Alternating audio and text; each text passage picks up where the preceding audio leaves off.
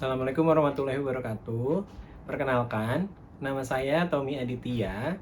Saya adalah guru di SMA Negeri 11 Kota Tangerang Selatan dan saat ini menjadi mahasiswa PPG dalam jabatan tahun 2022 di LPTK Untirta. Berikut adalah video PPL saya. Assalamualaikum warahmatullahi wabarakatuh.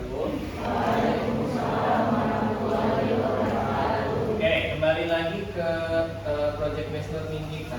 Ini udah tahap yang ketiga karena di sesi yang pertama itu udah 2 tahap. Di hari ini kita masuk ke tahap yang ketiga dengan materi besarnya adalah kedudukan titik terhadap sebuah lingkaran. Ya, tujuan pembelajaran hari ini seperti biasa ya, yang namanya belajar atau kegiatan apapun itu harus punya tujuan. Tujuan belajar hari ini adalah mengidentifikasi letak suatu titik dalam koordinat kartesius terhadap lingkaran atau persamaan lingkaran tertentu. Jadi konteksnya terhadap 2 hal, lingkaran yang gambarnya memang udah ada atau lingkaran yang dikasihnya bukan gambar tapi dalam bentuk persamaan. Sebelum kita masuk ke persepsi dan lain-lain, mari kita mulai untuk pembelajaran hari ini. Kita mulai dari berdoa dulu ya. Berdoanya akan dipimpin oleh ketua kelas Ajis, boleh? Silakan. Siap. Sebelum memulai pembelajaran kali ini, mari kita berdoa bersama-sama. Berdoa dimulai. Selesai. Memberi salam. Waalaikumsalam warahmatullahi wabarakatuh. Oke. Sebelum ke persepsi kita absen dulu. Dari jumlahnya sih harusnya semuanya masuk ya. Kita lanjut masuk ke persepsi. Persepsi itu adalah apa sih yang sebenarnya kamu butuhkan sebelum kamu terjun nanti ke materi hari ini. Nah, beberapa hal dasar yang harus kamu tahu adalah bagaimana cara mensubstitusi nilai variabel ke dalam sebuah fungsi, masih sama dengan yang kemarin. Kemudian bagaimana menggambar pada koordinat kartesius yang kemarin, yang ada y dan x. Good. Seperti itu. Nah, yang nomor 3 tuh, bagaimana sih bentuk persamaan lingkaran dan bentuk umumnya? Karena dia akan connect ke materi hari ini. Tapi nanti akan ada petunjuknya di LKPD kalau buat kamu yang masih belum tahu tentang persamaan lingkaran dan bentuk umum.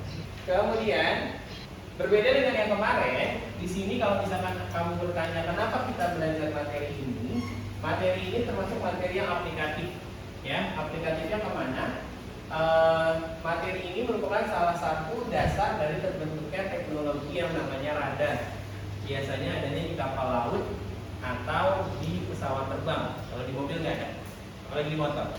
Di mana teknologi radar itu membantu si kendaraan itu untuk mendeteksi apakah di depannya atau di kanannya atau di kirinya atau bahkan di belakangnya itu ada objek lain. Tidak harus kendaraan lain, objek aja. Nah, untuk hari ini Bapak punya video. Videonya ini akan menunjukkan betapa pentingnya keberadaan sebuah radar. Kita play dulu videonya. Is there anyone there? Yes, what do you see? Iceberg, right ahead! Thank you. Iceberg, right ahead! On the starboard! Starboard!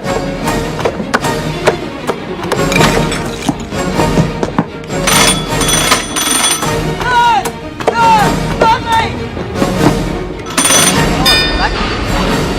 Hey! Fellas! Ada yang tahu itu dari film apa? Betul. Lupa kira anak yang lahir tahun 2000, kalian lahir 2000 berapa? 6. 2006 ke atas kalian nggak tahu. Itu adalah film Titanic, salah satu film yang mungkin sepanjang sejarah umat manusia bikin film itu salah satu film yang terkenal. Titanic itu salah satu kapal terbesar yang pernah diciptakan ketika zaman itu ya. Kalau sekarang sih udah banyak kapal pesiar yang berkali-kali lipat lebih besar dari itu. Dan dia tenggelam gara-gara nabrak es. Problemnya waktu itu bukan di material yang dipakai buat bikin Titanic ya. Titanic itu kapal mewah, gak mungkin dibikinnya pakai barang-barang atau bahan-bahan yang murah, gak mungkin. Ya, ketika diteliti penyebab Titanic tenggelam itu adalah karena radar kapalnya tidak sesuai dengan ukurannya dia. Jadi dia ukurannya sangat besar untuk tahun itu, tapi teknologi radarnya masih sangat-sangat minim. Nah kayak gitu. Teknologi radar digabungnya salah satunya adalah dengan konsep matematika, di mana kamu mengidentifikasi apakah sebuah objek itu ada dalam satu area yang berbentuk lingkaran. Makanya semua radar bentuknya lingkaran, karena dia mainnya radius. Nah, hari ini nanti kamu diharapkan bisa membuat sebuah produk, ya, dimana kalau kamu input sesuatu seperti kemarin, langsung keluar hasilnya. Apakah dia di dalam lingkaran, ataukah dia di luar lingkaran, atau tepat pada lingkaran. Bapak udah punya contohnya di sini, ya. Nih, kalau pakai Excel dia keluarnya kayak gini. Nah, yang diharapkan kamu bisa bikin kayak gini hari ini, yaitu kalau kamu input titik pusat, koordinat titik dari sebuah lingkaran, nanti keluar kesimpulan kayak yang di sebelah sini. Nih, kelihatan? Dia mau kasih tahu kamu, oh titik berada di luar lingkaran, aman berarti. Kalau yang pakai GeoGebra gimana Pak? Kemarin kita udah belajar dua. Kalau pakai GeoGebra lebih kelihatan lagi nanti. Nah, kamu akan ini kayak yang tadi di video. Di sini ada Titanic. Ini adalah radar yang kamu ciptakan. Oke. Kalau misalkan icebergnya ada di sini, berarti ini posisinya di dalam, di luar, atau pada lingkaran? Di dalam, karena masih masuk ke dalam radarnya si Titanic ini.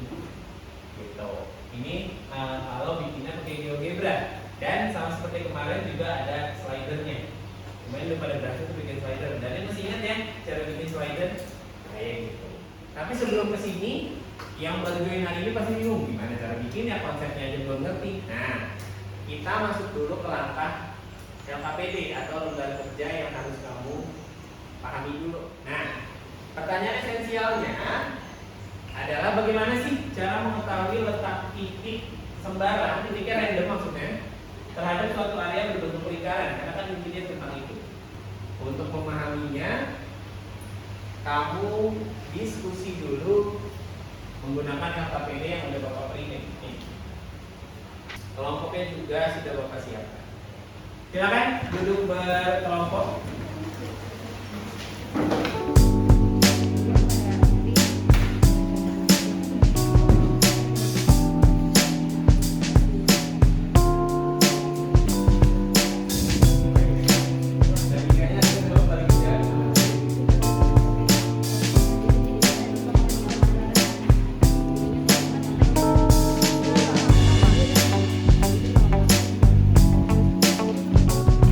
Kalau gambarnya ternyata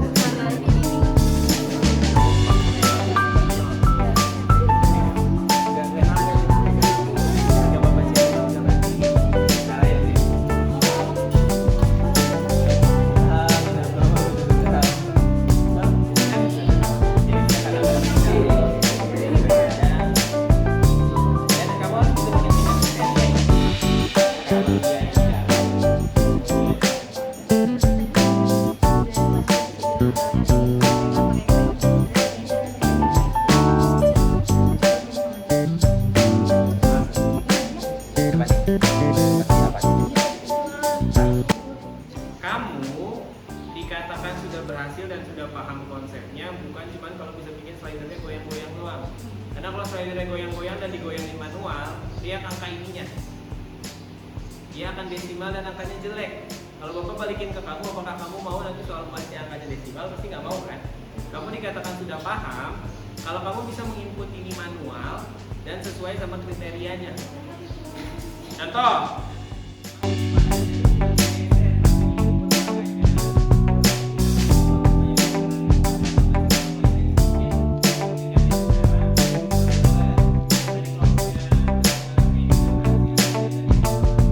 Nah, ya pertama-tama ya kalau nggak salah lebih diluaskan lah dalam GeoGebra, karena kan kita tadi sambil praktek tahu juga ya slider gini, sekalian refreshing dari yang sebelumnya kan agak lupa, tapi sekarang udah tahu rumusnya, cara untuk kayak tapa gambar lingkarannya buat tahu ini kalau di dalam apa di luar itu udah tahu gitu Pak.